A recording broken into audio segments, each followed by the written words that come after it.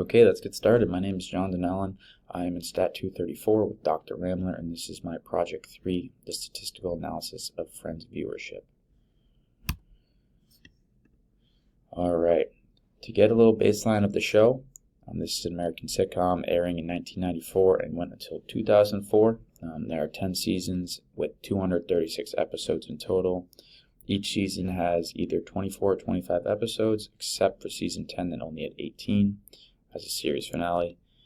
The show stars 6 main characters: Monica, Ross, Chandler, Joey, Rachel, and Phoebe.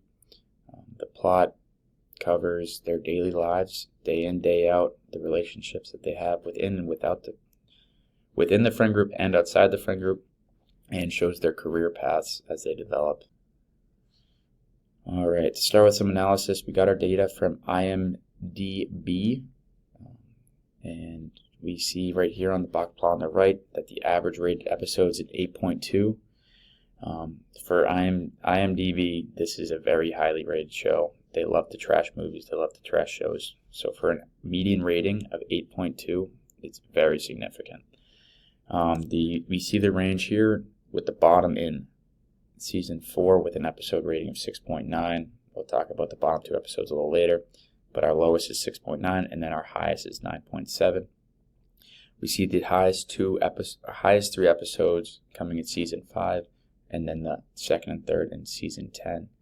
These 3 episodes have, well, I would say that there's 2 different reasons why these are the 3 highest rated episodes. In season 5, the one where everyone finds out, we finally have the entire friend group coming to the realization that Monica and Chandler are together, and it's basically the climax of their relationship.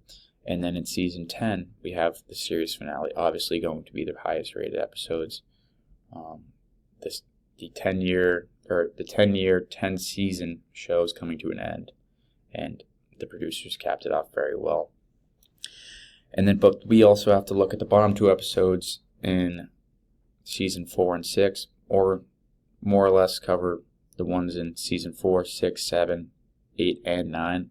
All of these episodes feature limited character development, lots of flashbacks, which does not respond well with the viewers. In my personal opinion, I don't like the bottom 2 episodes.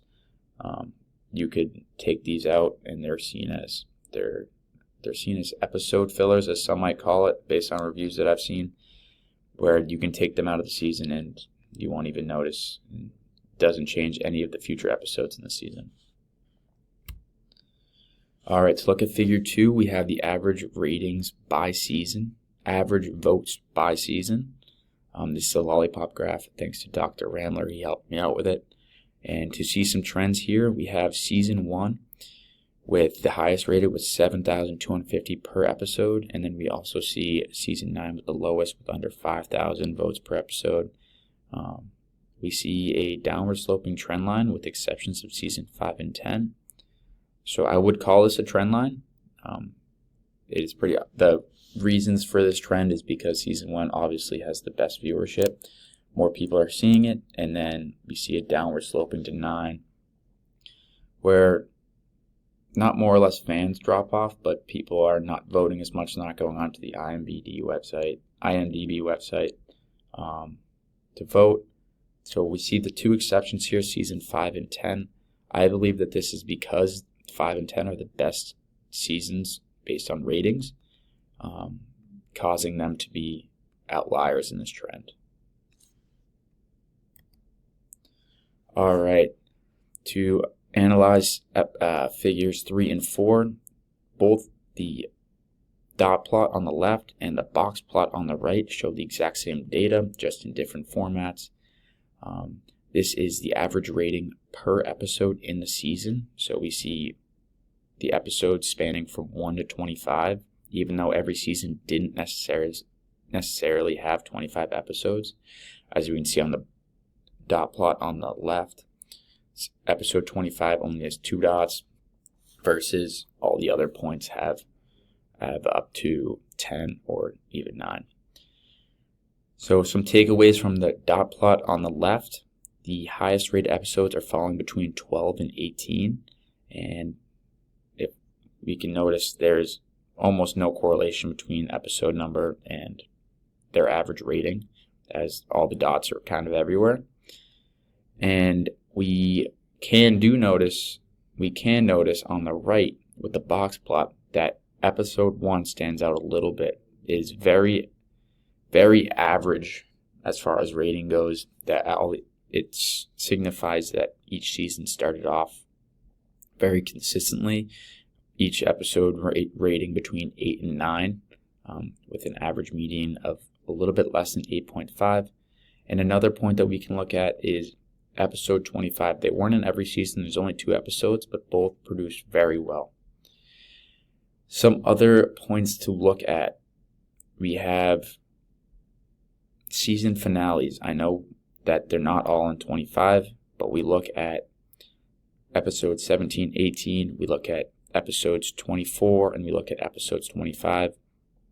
These are all considered season finales, and they were all rated very highly.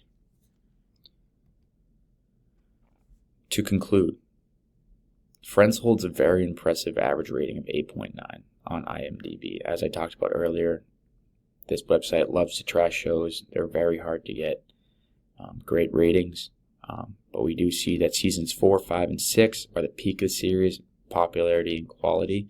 This is because we're seeing the climax of Monica and Chandler's relationship, as well as some dramatic effect between Ross and Rachel. The show maintained very strong momentum, as we see that there isn't very many trends between average ratings, as each season is consistently rated high. And as I said earlier, box plots, scatter plots, lollipop graphs highlight the shows consistently over, as we see, almost a flat trend line. And then the data overall confirms that Friends is one of the most iconic and consistently great TV shows of all time, as it is one of my favorites. Thank you for looking at my presentation. I look forward to your feedback.